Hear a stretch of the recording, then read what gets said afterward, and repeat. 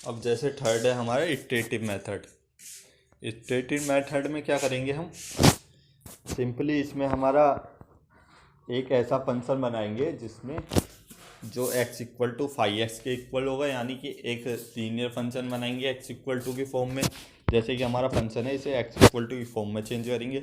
और वो उसके लिए भी कंडीशन है, वो फॉर्म किस तरीके की हो कि मोड जो हमारा 5-x है इसकी वैल्यू क्या होनी चाहिए, लेस देन हमारी क्या होनी चाहिए, 1।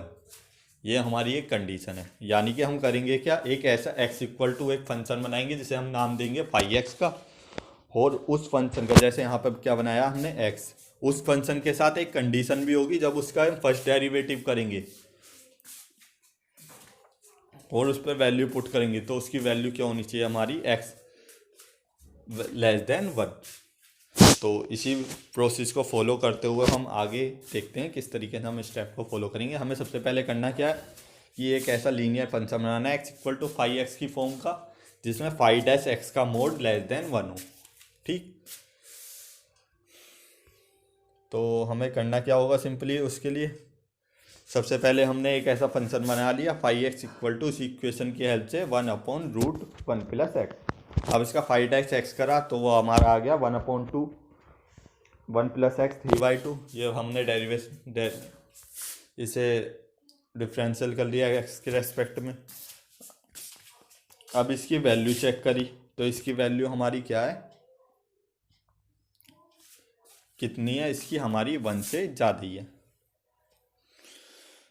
तो हमने एक पॉइंट लिया, हम किस किस पॉइंट पे वैल्यू चेक कर रहे हैं ये भी हमें ध्यान रखना होगा, 0 और 1 पर।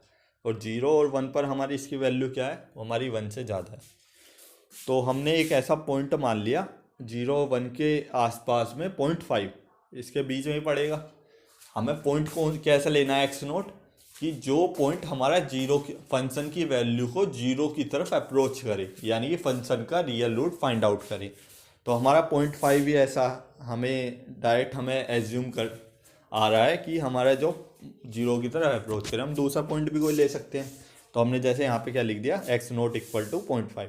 तो हमने जैसे x नोट इक्वल टू 0.5 लिया तो हम सबसे पहले निकालेंगे यहाँ पे 5x note, x1 equal to क्या आ जाएगा हमारा यहाँ पे 5x नोट, यानी कि 5 में हम क्या वैल्यू पुट कर देंगे x नोट की, तो वो हमारी √1.5 हो जाएगी, क्योंकि 1 + 0.5 हो जाएगा 1.5।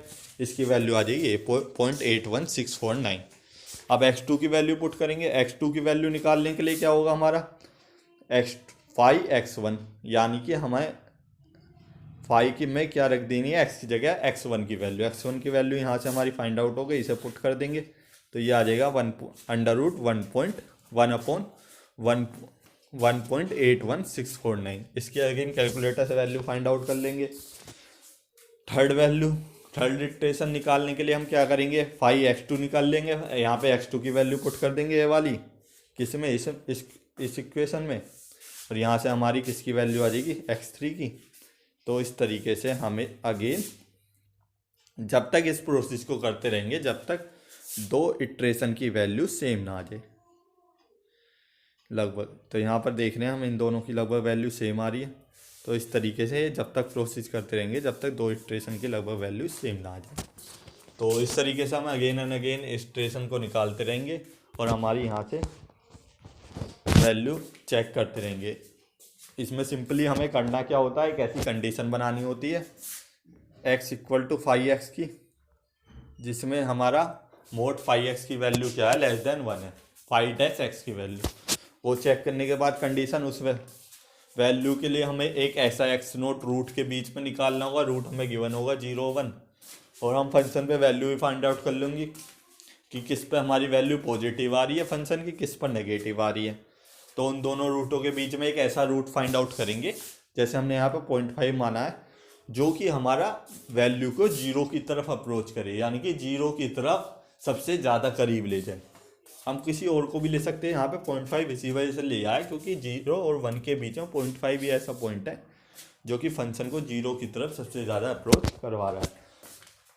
कोई भी हमारी x इक्वल टू 0 जो होती है इक्वेशन, वो क्या बताती है, x की वैल्यू 0 है, यानी कि हमारी वैल्यू फाइंड आउट होती है उससे। कोई भी पॉइंट को हम किसी इक्वेशन में रखते हैं, सेटिस्फाई करवाते हैं, यदि उसकी वैल्यू इक्वेशन की वैल्यू 0 आ जाए तो उसका रूट होता है। तो ऐसे ही हमें रूट फाइंड आउट करना है, क्योंकि अप्रोक्सीमेट। तो हमारा 0.5 ऐसा होगा जो लगभग 0 की तरफ ले जाएगा सबसे ज़्यादा। हालांकि 0 और 1 भी हमारा लगभग 0 की तरफ ले जा रहा है, पर सबसे ज़्यादा क्या ले जा रहा है, 0.5। तो इस तरीके से हमने 0.5 एज्यूम करके आगे ये प्रोसेस कर लिया।